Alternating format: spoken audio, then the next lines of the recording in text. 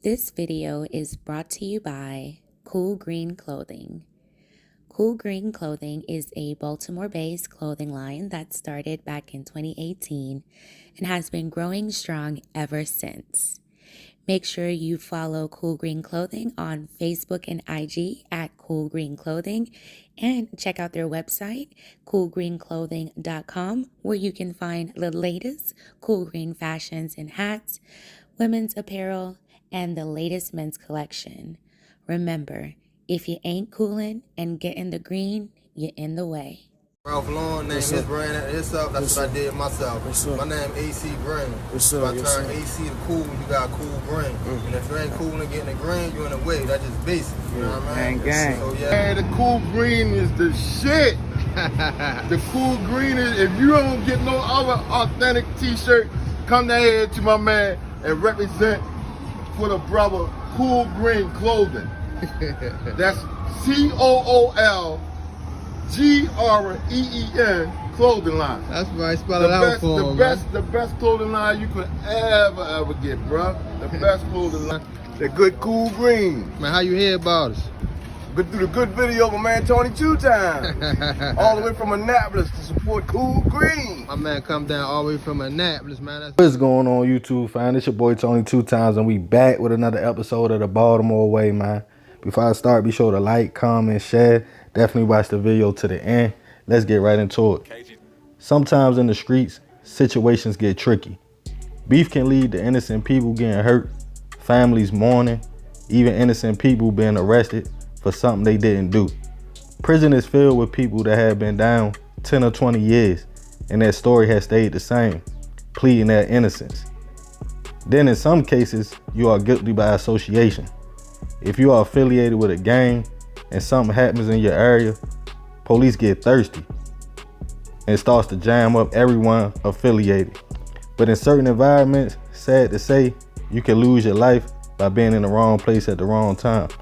On this episode of the Baltimore Way, we will be discussing the unfortunate murder of Brandon Finney and two young men falsely accused of the shooting. Brandon was trying to find his way in life, working different jobs until he found a good stable job at the Maryland Shot Trauma Center, where he was a surgical support tech. Brandon was working to provide a better life for his new son and fiance. Co-workers described the young man as hard-working, driven, and helpful. He was saving to get his first car and to move into his own place with his fiance and son. Then one night, while getting off of work to go catch the bus, gunfire erupted on the Saratoga Street bus stop, unfortunately leaving two men dead, Brandon and another young man. Police responded to shots fired on the 400 block of West Saratoga Street around 11:30 p.m. on a Sunday night, where they found 25-year-old Brandon and a 20-year-old man both fatally hit. As police looked into the situation and talked to a female witness, they alleged it was a targeted hit that was meant for the other man on the bus stop at the time with Brandon. The man was an alleged leader of a blood gang fraction in the area, and when two shooters pulled up, he allegedly used Brandon to shield himself from the shots, but still ended up hit. The streets were talking, and alleging the blood member had a fight with a BGF member, the Black Gorilla family, in which a witness alleged the two groups were beefing. Two men were picked up and questioned, and one admitted to being a foot soldier for the BGF. After witness description, the BPD charged both men with the hits, but the men pleaded and said they were innocent in the case. As time went on, the man told their attorneys they were in a whole nother area when the crime happened. One claiming to be with his sister at the time on South Calhoun Street, in which it was cameras in the area. The young lady witness said it was a man nicknamed Sleepy, and one of the men arrested had the same nickname. The attorney for the men pleaded with the courts to get the surveillance footage, since it would only be available for a week before deleted. But they were convinced they had the right men. But the attorneys went and got the footage and presented it to the courts, showing the men in the locations they claimed to be in at the time of the shooting, which was a distance from the incident. Another video not far from the location showed a group of men and women in which the blood member who was killed was indeed fighting, but it wasn't with a BGF member, it was with another blood. The group can be heard telling the man to chill because they was in the same gang, but the beef continued. Now that prosecutors had the tapes proving the two men innocent, they still wasn't released. The lawyers were furious, claiming the courts was hoping and holding on the evidence and not trying to release the tapes and release the two men. But prosecutors alleging that they did witness intimidation, saying the two suspects called home and had the family press the witness about her testimony. But the murder charges were eventually dropped, sticking the two men with witness intimidation. The two suspects shook their heads and couldn't believe they got caught up in a case that had nothing to do with them. Brandon's family was hurt and heartbroken and couldn't believe someone would use their family member as a shield.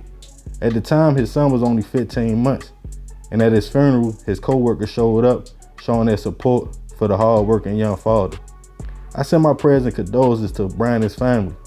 More of this story, if you are in the streets doing dirt, when it comes back around, take your lick. Don't jeopardize innocent people.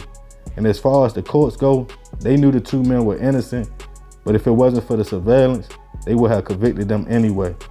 But hey, that's the Baltimore way. Man, crazy story, you feel me? Rest in peace, Brandon. You know what I mean? The two men they arrested the first time, you feel me, and tried to charge them with the hit. They ain't have nothing to do with it. You feel me? But like I said, if it wasn't for the surveillance, for the lawyers doing their job to get the surveillance tapes, they would have ended up with life in prison. So it would have been 3 people that lost their life. The other young man lost his life on the bus stop. He was allegedly affiliated with the Bloods and was a big member. So I'm not sure how this case ended. I'm not sure if somebody got arrested for it. You know what I mean? I don't know if it's a cold case, but don't nobody really know what happened in the situation. But yeah, man, it's messed up because if somebody come, you feel me, licking all shots and you at a bus stop just getting off work, you know, you trying to get out of there, then somebody grab you to shield theyself, you get hit and they still get hit because they not gonna stop shooting if they coming to get you feel me? And it's unfortunate that bro got caught up like that, man, you feel me? Young dude, father out here trying to do the right things and they get caught up in a situation like that. That's just real messed up. It's like luck of the draw, you feel me? Like when you getting off work, you ain't expecting nothing like that. Then he was about to get his first call. So yeah, I send my prayers and condolences to the family, man. I just thought this was a crazy story. I want to share this with y'all, man. It's crazy all around the board. Like I said, they had them 2 dudes locked up that ain't had nothing to do with it. Then they still got charged for witness intimidation. Crazy, man. But y'all already know this is another episode of the Baltimore Way. Be sure to like, comment, share. Love y'all fam. This your boy Tony 2 times. I'm out.